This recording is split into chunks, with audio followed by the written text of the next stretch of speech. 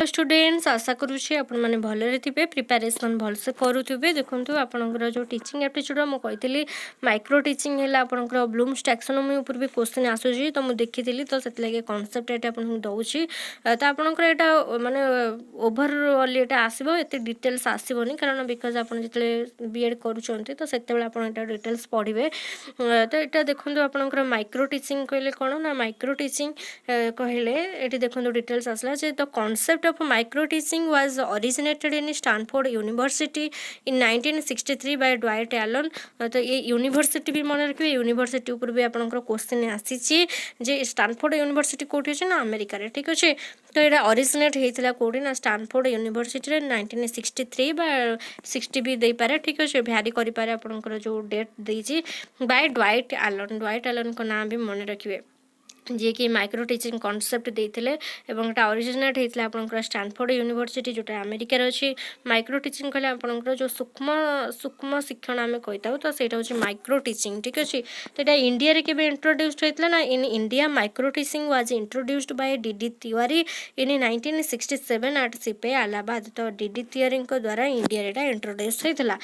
तापर आपंकर डेफिनेशन जदि देखा micro teaching is a training technique which requires students teacher to teach a single concept using specified teaching skill to a small number of peoples in a short duration of time देखो ये आपंकर सीटी रे भी गोटे question आसी BEd रे भी आसी बहुत यहाँ बेनिफिट तो ये जो कॉन्सेप्ट रही देखो माइक्रो टीचिंग कहले गोटे ट्रेनिंग टेक्निक दि जाए आपंकर यहाँ प्री सर्विस वाला भी दि जापर और इन सर्विस वाला भी दि जापर बट मेनली ये आपंकर प्री सर्विस वाला दि जाए आपड़ ए धरतु सीटी कि बीएड कले आप प्री सर्विस भितर जी प्री सर्विस ट्रेनिंग भितर तो से टाइम माइक्रो टीचिंग आपको दि जाए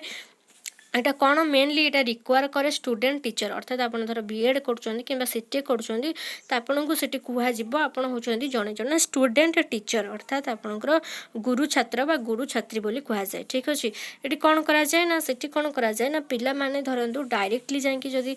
30-40 पिला फेस करेंगे तो फास्ट से कॉन्फिडेंस पाइब ना से जो माइक्रो टीचिंग माइक्रो अर्थ कौन स्मॉल अर्थात नामकरण कहीं करा ना यहाँ गोटे स्मॉल टीचिंग मेनली आपंकर स्टूडेंट टीचर मानक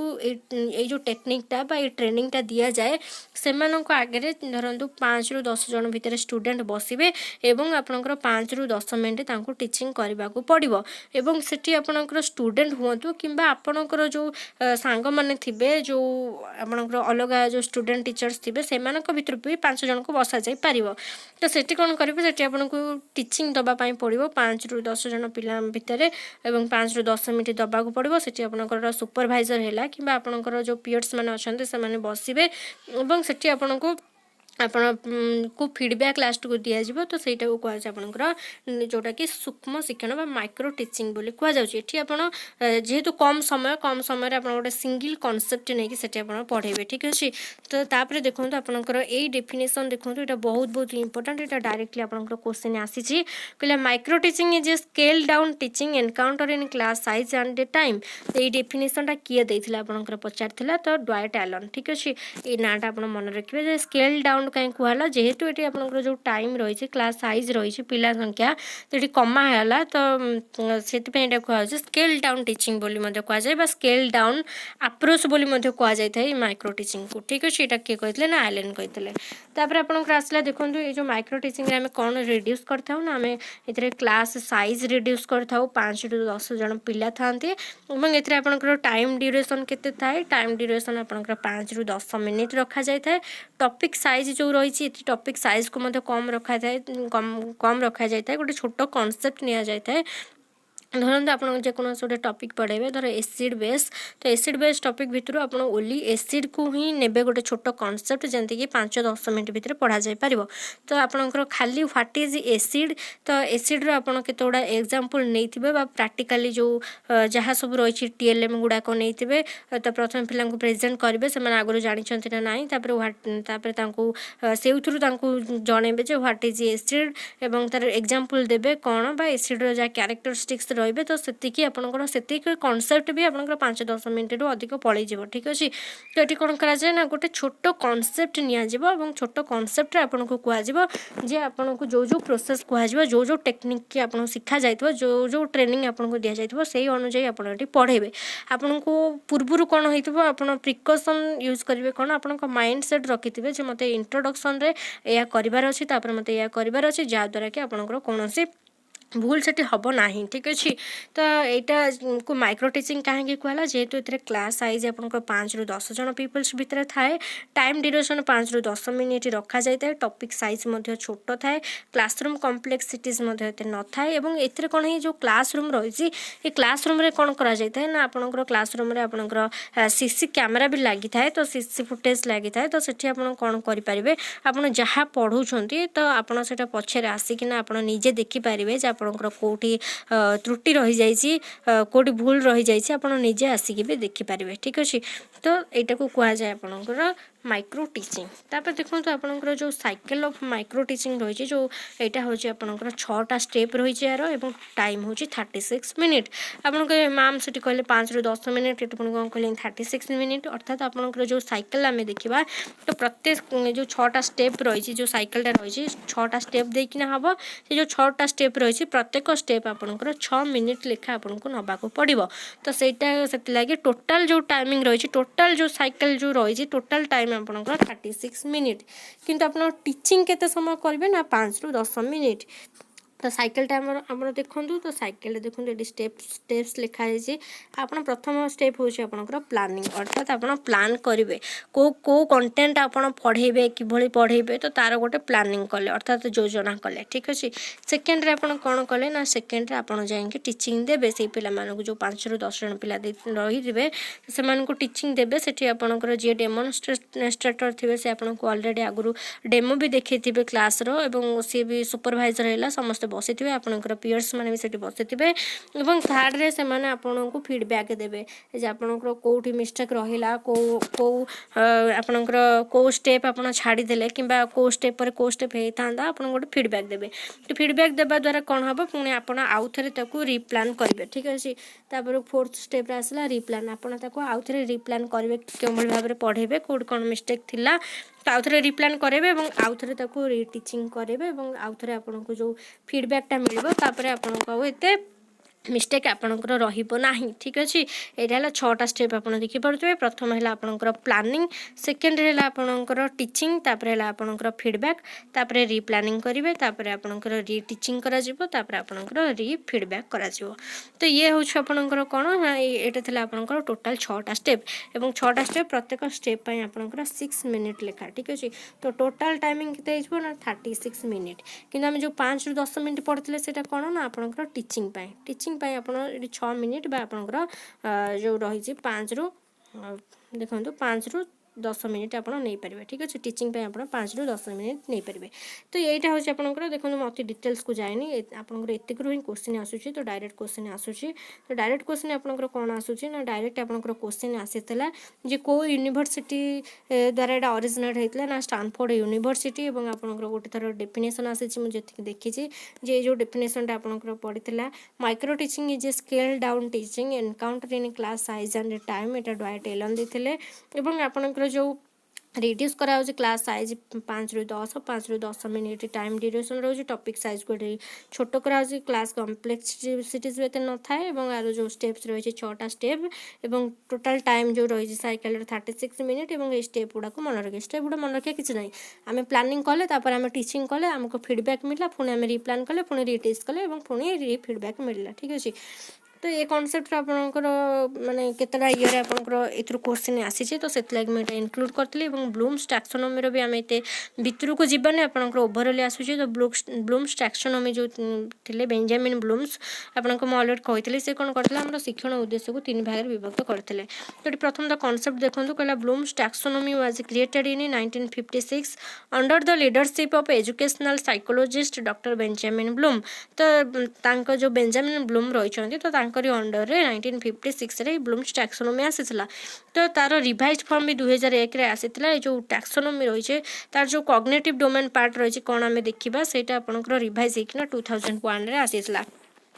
तापर देखो Bloom's taxonomy is a set of 3 hierarchical model used to classify educational learning objectives complexity and specificity. तो यहाँ आपण खाली आड मु करी ऑलरेडी आप बुझंतु जे ब्लूम्स टैक्सोनॉमी कौन ना ब्लूम्स आसी जो शिक्षण उद्देश्य आमर रही शिक्षण उद्देश्य को से 3 भाग में विभक्त करते गोटे हूँ आपंकर कॉग्निटिव डोमेन विभक्त करते गोटे अफेक्टिव गोटे आपंकर सेंसोरी डोमेन आम साइकोमोटर बोली कही था कॉग्निटिव को आम इंटेलेक्चुअल बोली कही था। कॉग्निटिव आपंकर नॉलेज बेस्ड अफेक्टिव हूँ आपंकर इमोशन बेस्ड और आप साइकोमोटर हूँ एक्शन बेस्ड बोली मन रखिए ठीक अच्छे। तो प्रथम आम जो देखा देखो कॉग्निटिव डोमेन से कहते जो कॉग्निटिव डोमेन रही इंटेलेक्चुअल डोमेन रही तार नाउन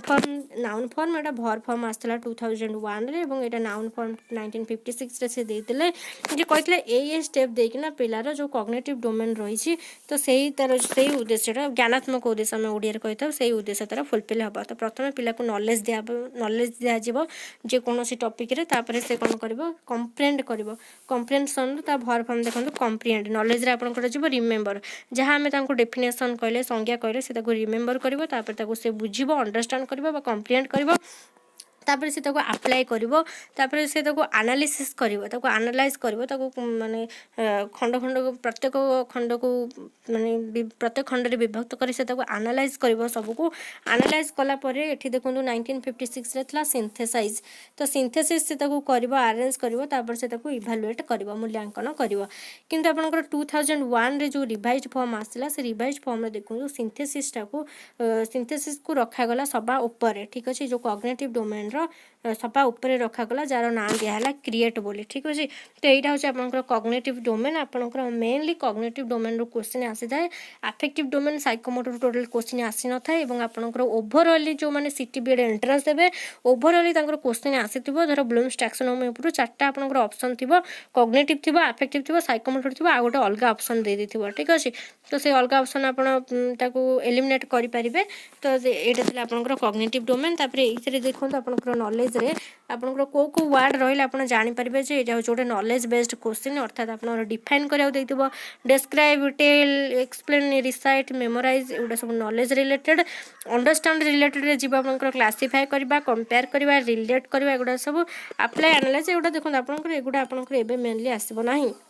आपड़ जितेबाला बीएड करुँच तापर आप ओटेट ओएसटेट सिटेट आप देवे तो से समय आप डिटेल्स आसो कारण आपको डिटेल्स से पढ़ाब। तापर अफेक्टिव डोमेन होचे आपनकर इमोशन बेस्ड तो गोटे पिलार इमोशंस फीलिंग्स वैल्यूज तो ये सब ऊपर बेस करे आपनकर अफेक्टिव डोमेन जहाँ आम ओडिया कही था भावात्मक उद्देश्य ठीक अच्छे। ये पिला प्रथम रिसीव कर रिसीव कला माने तापर से रेस्पॉन्ड भी करिया दरकार और ताको वैल्यूइंग करिया दरकार तापर ताको ऑर्गेनाइजिंग करिवो तापर ताको कैरेक्टराइजिंग करिवो बा इंटरनलाइजिंग वैल्यूज करिवो एटा किसी दरकार ना खाली आप जमी स्टेप मन रखिपारे एटा गोटे हायरार्किकल रही ऑर्डर ठीक अच्छे जमती कि आप देखते ये फास्ट से रिसीव कर रेस्पॉन्ड कर वैल्यूइंग ऑर्गेनाइजेशन कैरेक्टराइजेशन ये गोटे ऑर्डर अच्छे आप उल्टा करें जे रिसीव पर कैरेक्टराइजेशन आसो सेमती ना।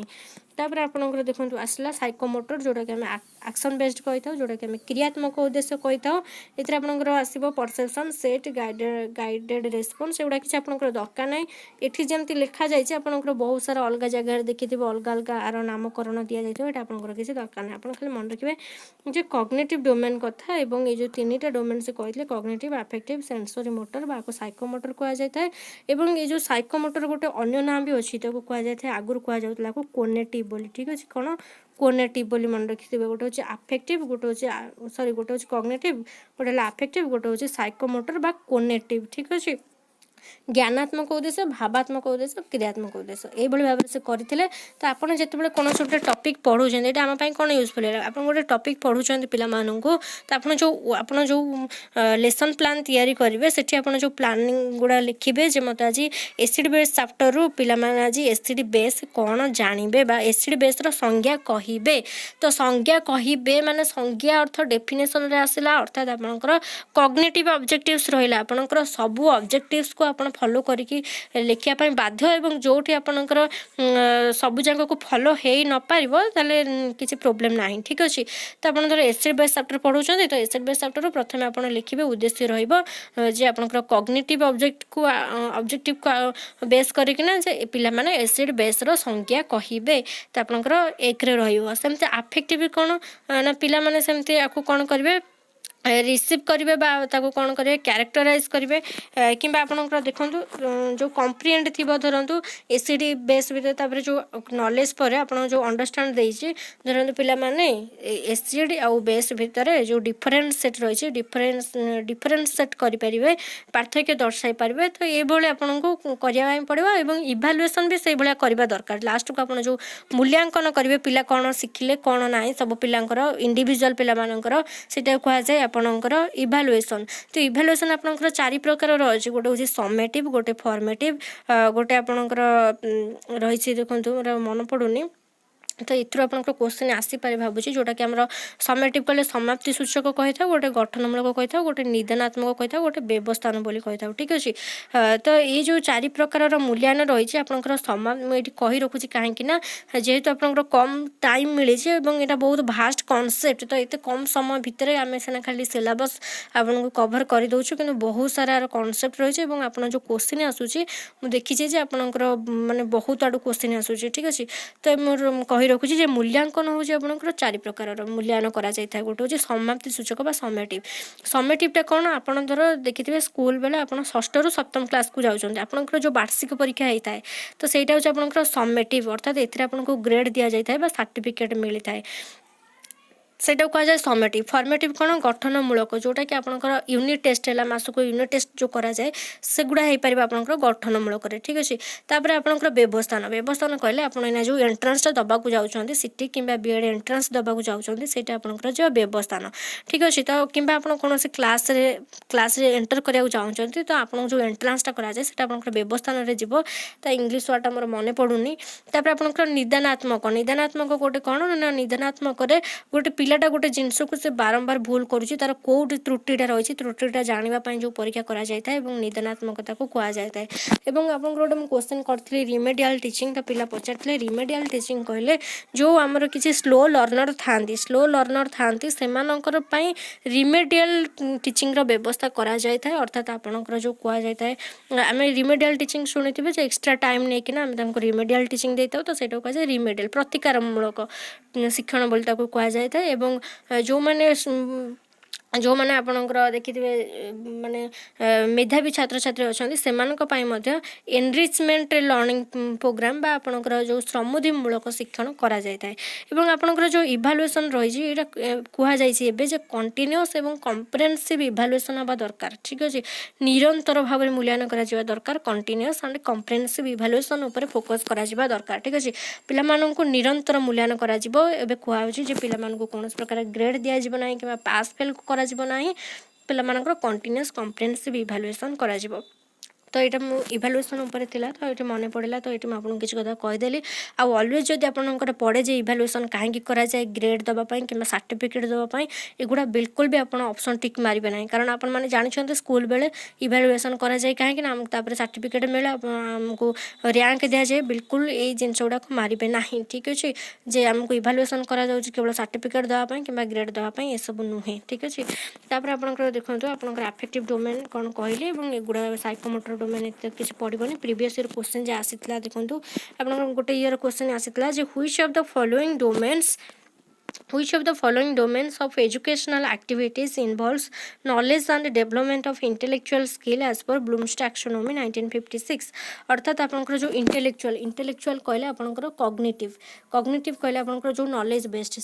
ठीक अच्छे तो कहले which of the following domain of educational activities involve knowledge and development of intellectual skill तो आप जानते नॉलेज सहित कि इंटेलेक्चुअल सहित कौटा रिलेटेड ना कॉग्निटिव मुझे कॉग्निटिव होचे आपंकर नॉलेज बेस्ड तार राइट आंसर कौन हम आपंकर कॉग्निटिव ठीक अच्छे तापर देखो आपंकर क्वेश्चन आसी the concept of micro teaching was developed in कही क्वेश्चन आसीला जे आपंकर कौ यूनिवर्सिटी जो कॉन्सेप्ट डेवलप होता ना स्टैनफोर्ड यूनिवर्सिटी जोटा अमेरिकार अच्छी तापर आपंकर देखो क्वेश्चन आसीला जे व्हिच ऑफ द फॉलोइंग ये सेम क्वेश्चन आपंकर ये क्वेश्चनटा बीएड रे सेम क्वेश्चन यहाँ रिपीट होती तो डबल थर रही जाइए तापर देखो आसला micro teaching is a scaled down teaching encounter in class size and class time एक किए कही आपंकर ना एलेन ड्वाइट एलेन आम ऑलरेडी डिस्कसन करें देखो आपणकर यो कनसेप्ट गुड़ाक रही आपंकर कौ वर्ष ये कनसेप्ट आसूँ कौ वर्ष भी न आसीपे ठीक अच्छे सेमती ग्यारंटी ना जे कनसेप्ट दिखाई मैंने एथरक आपंकर सियोर आसो सेमती नहीं आपंकर कौ वर्ष आसूँ कनसेप्ट कौ वर्ष भी न आसीपे तापर देखो आपंकर आसला the intellectual skills are reflected by जो इंटेलेक्चुअल स्किल आप देखुं खाली कॉग्निटिव उपर ही आपंकर मेनली आसूँ आउ किसी पचारूनी तो intellectual skills are reflected by cognitive domain affective ना साइकोमोटर ऑलरेडी इंटेलेक्चुअल आपंकर कॉग्निटिव सहित आपंकर रिलेटेड जदि आपंकर इमोशंस फीलिंग्स वैल्यूज एगुड़ा उपर पचारे तो अफेक्टिव मारे जदि किसी एक्शन बेस्ड क्वेश्चन पचारे साइकोमोटर मारे तापर देखो यहाँ रियल कल छाड़ती अलग क्वेश्चन तापर देखो यहाँ हूँ आपंकर सिटी बालांकर यहाँ फेवरेट क्वेश्चन तो मुझे दुईटा ईयर क्वेश्चन देखी तो दुईटा ईयर ये क्वेश्चन आपंकर खाली रिपीट होई चैप्टर जो माइक्रो टीचिंग चैप्टर ठीक अच्छे तो सिटी जो एग्जाम पिला देवे तो यहाँ हूँ ये जो क्वेश्चन हूँ फेवरेट देखो कौन देखिए कहला मेघना is attending a teacher training तो मेघना टीचर ट्रेनिंग नौची and faculty development technique whereby she reviews a recording of a teaching session review देखुची teaching session in order to get constructive feedback from peers and और students about what has worked and what improvements can be made to her teaching technique she is involved in dash देखो ये ओडिया देछि जे मेघना हूँ एक शिक्षक तालीम और योग्यता विकास उपाय कार्यक्रम जोग देइछन्ति जोठारे कि से एक शिक्षादान अधिवेशन रेकर्डिंग को समीक्षा करुछन्ति जहाँ फल कि सी जो निजर साथी किंबा छात्र छात्री मानक ठारू मतामत पाई परिबे एवं से अनुसार शिक्षण उपायर विकास करें तो ये जो टीचिंग बा से कौन लिप्त अच्छा माइक्रो टीचिंग रे ना मेजर टीचिंग ना मैक्रो टीचिंग ना माइनर टीचिंग ना राइट आंसर हम कौन आप माइक्रो टीचिंग ठीक अच्छे option number A micro teaching ठीक अच्छे तो माइक्रो टीचिंग रे आमे देखिथिले से टीचिंग देबे तांको फीडबैक मिलिबो छात्र छात्री हुंतु तांकर सुपरवाइजर हुंतु किबा तांको पीयर्स माने थिबे सेमानक ठारू हो तो फीडबैक मिलिबो ता माने मेघना एठी कोउथरे इन्वॉल्व अछंती ना माइक्रो टीचिंग रे एटा होचे सिटी वालांकर फेवरेट क्वेश्चन कारण सिटी वालांकर एटा बहुत थोड़ा रिपीट होइছে एवं बीएड वालांकर जदि देखिया बीएड वालांकर ए क्वेश्चन होचे फेवरेट क्वेश्चन जो इंटेलेक्चुअल स्किल ऊपर खाली क्वेश्चन आसीथिला 2-3 वर्ष ठीक अछि तो ये थिला ये छोट कॉन्सेप्ट आपण मानकु दबार थिला गोटे माइक्रो टीचिंग एवं आपणकर ब्लूम्स टैक्सोनॉमी ऊपर छोट कॉन्सेप्ट दबार थिला तो एटा मु दे देले आपण माने देखिए प्रीवियस ईयर क्वेश्चन केमता आसुची अधिक रो अधिक क्वेश्चन आपण प्रैक्टिस करंतु क्वेश्चन कारण एग्जाम कम दिन रहिला तो एही समय केवल आपण एमसीक्यू क्वेश्चन करबा आवश्यक ठीक अछि तो आज पे इतिके थैंक यू।